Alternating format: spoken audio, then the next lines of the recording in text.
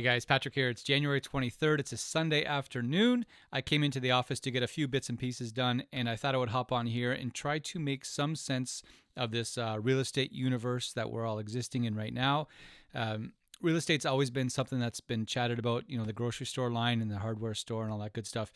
But right now in particular, and it's more the whole tenor or the tone of the conversation is completely changed to flabbergasted.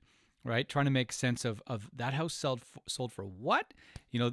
I've had those conversations with realtors and general population as well.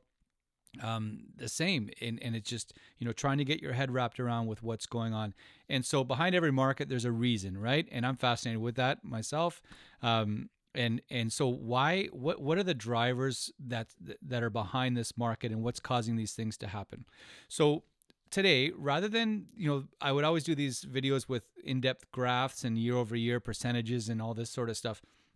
Rather than do that, on this video, I wanted to sit and just chat with you, as if we're sitting at a cafe, having a coffee, which we can start doing effective a week tomorrow, I believe, when the restrictions ease. So just to chat with where things are at right now, why we got to this point, and then what I see happening in the very near future. So with the first thing, looking at why we got to where we're at right now, I think you need look no further than the last 3 months of 2021.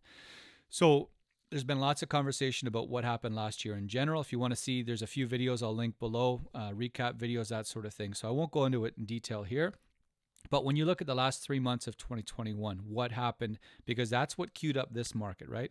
And so what happened then was intense demand. So the market sort of took the summer off because of COVID restrictions had eased, and people went to the cottage and to the game and a concert and flying here or there, whatever it is. But then as we got into post-Labor Day, the market just absolutely exploded. So for those 3 months, the number of sales and the number of new listings were largely the same for an entire 3-month span, which is not normal. Usually you would have 150 new listings and 100 sales. So there'd always be that surplus there to stay on the shelf to satiate the next shopper that came in to buy something, right? But instead, the shelves were bare constantly. And so it was an absorption issue. It was not a supply issue. The listings weren't bad. They were 5, 6, 7, 8, 9% above what was normal. Above.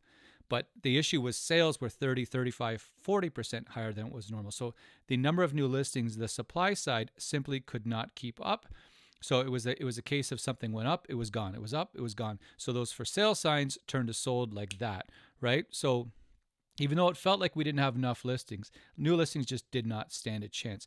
So that happened over the span of 3 months. So imagine you have a store and you have all these people lined up outside that are waiting to get something, and they didn't get something. And then that over the Christmas break, things get quiet, and rightfully so. And then we come into January, and so that group of people is still there, right? They're still, I want to buy a house, I want to buy a house. Investors, people want to live in the house themselves, whatever the case may be, they're all still there. And then what is January? January is a low inventory time of the year anyway. So it's not as if January was going to be the cure-all that comes in and says, here's a huge basket of listings, marketplace, take them all, right? It was simply not enough. So the first factor was this leftover demand from the last 3 months of last year, comes headfirst into January, which is sort of a sleep at the wheel as far as new listings go, because it's a time of year when things just start getting ramped up. And then the third factor, icing or the cherry on the cake, was COVID. So even though we've sort of learned to dance with COVID a little bit as far as people wanting to sell or buy and that sort of thing, it still took some people out of the marketplace. So those three things all combined together to make this situation that we're in right now, which is a situation where, outlier sale, outlier sale, outlier sale, all of a sudden is like, wait, if all of these sales are outliers, they're not outliers anymore. It's where the market's at right now.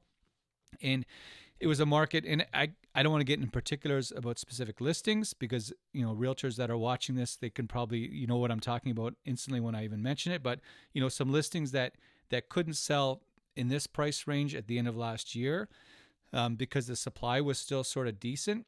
But as the supply got chewed up, all of a sudden those listings started to look appealing.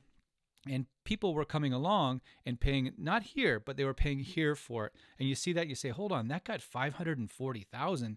That makes precisely zero sense. There's no historical precedent for it. There's no data to support it, right? So that has been what's been going on the last 2-3 weeks, and it's the reason I titled this video "Is the Niagara real estate market broken?" Because I would say if this market that we have right now carried on for any length of time, 100% the market is broken, because there's no rational reason why a house price can go up for 10, 15, 20% in the span of 6 weeks, which is what it kind of has. When you look at the data, look at St. Catharines, for example. I actually haven't even looked at the numbers. It's true, but I'm going to hazard a guess that our average sale price has gone up by 10% in the span of 3 or 4 weeks. I'll check that and I'll link below if I'm right or wrong. But all those factors have gone in to make this soup that we're currently in right now, which is people purchasing properties. Some, not the entire marketplace, but some of the purchases that are happening make you raise an eyebrow or two. I'll link down below as well. We did a video about out-of-market buyers, and that perhaps they're not getting the most sage advice. If I'm going to buy a house in Cobourg or Belleville or Kitchener, I'm going to go and talk to an agent in those marketplaces so I get the best advice on what's going on in those marketplaces. The idea of calling my buddy Ricky, fictitious, and then driving an hour and a half to go look at a place with a blindfold on is ludicrous. And so some of the sales that have happened, again, I'm not being specific, but some of the sales that have happened, there's no historical valuation to support some of the prices that are getting paid. There's lots of good values out there or prices that are being paid that make sense, but then there's some other stuff that's happened that makes less sense. So right now, the predictability of this current marketplace right now is completely out the window. Before I go any further, I forgot to say it earlier. If you like this content, if you want to stay in the loop on the Niagara real estate market in general, subscribe to our channel. You can hit the notifications. You can like this video, all that kind of stuff, whatever the kids say on YouTube. But we'd love to have you along for the journey, because we do put out timely, I think, Niagara real estate market data on a reasonably high level on a consistent basis. So again, if you want to stay in the loop, subscribe. Okay, so that's the marketplace right now. As far as what's going on, is this market crunch, this supply crunch is getting chewed up by this demand. So going forward, what can happen? The only thing that's going to affect this market or is going to have an influence on this market is an external event. When you look back over the last 10, 15, 20 years, on an annual basis, the number of new listings in Niagara, roughly 11,000 to 13,000, 12,500, somewhere in that range every year, the number of new listings. So the supply, we can agree, is relatively fixed, right? What has changed over the years is demand. So the number of sales per year went from 6,500 ballpark to 10,050 in 2021. So if you have listings going like this and demand is coming like this, then the only thing that can slow things down is to impact demand. And that's what going forward we're going to see. Anything from rumors of the government increasing the down payment for investment properties. So right now it's 20%. You want to buy a house for $500,000 for an investment property, it's $100,000 down. Rough numbers I'm going to use, but if all of a sudden that down payment becomes 30% or 35%, now all of a sudden your down payment goes from $100,000 to $150,000, $170,000, whatever it is. Does that impact things? Interest rates. We're going to start to see interest rates increase starting next week. So that is all these things that are sort of looming on the horizon are all, I think, wrapping into what's going on right now with getting people to say, I'm going to jump in, I'm going to get something before X, Y, and Z happens. Which is ironic, because if you're going to overpay by $100,000 for something, wouldn't you rather have an interest rate hike of this much as opposed to? But anyway, that's another story. So going forward, the only thing that's going to impact this market is external events that are going to have an impact on the overall picture. So interest rates, the down payment requirement. The overall affordability or the overall value prop for somebody looking to buy down here, particularly investors.